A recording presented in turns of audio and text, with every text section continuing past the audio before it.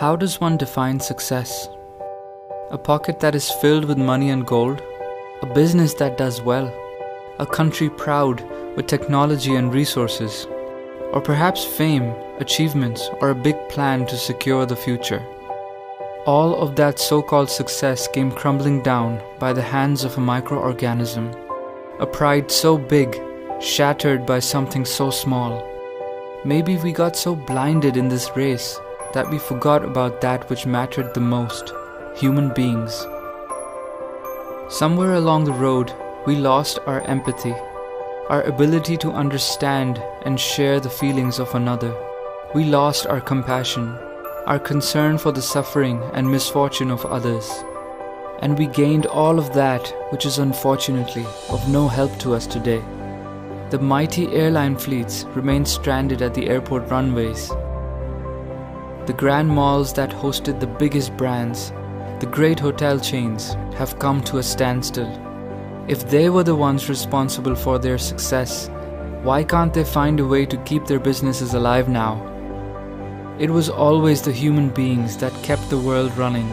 Under the different colors of skin lies the same heart, which deserves the same love and respect. Our planet grows enough food for everyone to be well fed.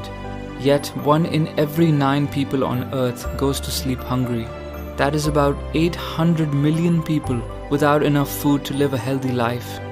We waste about 1.3 billion tons of food every year. That is 1/3 of the entire food produced on the planet. And yet, do not give it to the poor countries. Just because we have enough for ourselves, it's not our problem. Countries that were looked down upon, sanctioned by the world powers, are now the ones who have opened their hearts and lended their hands in this time of need. We watched in silence as people suffered for years in Iraq, as humans were devastated in Palestine and Syria, as Africa cried of hunger, as Kashmir was locked down in a cage. Women, children, sick people, locked in as animals. The world hasn't done anything because India is a huge market, 1.2 billion people. Sadly, the material prevails over the human. It has been over 8 months since the lockdown, 8 months of sorrow and pain, yet the world sleeps.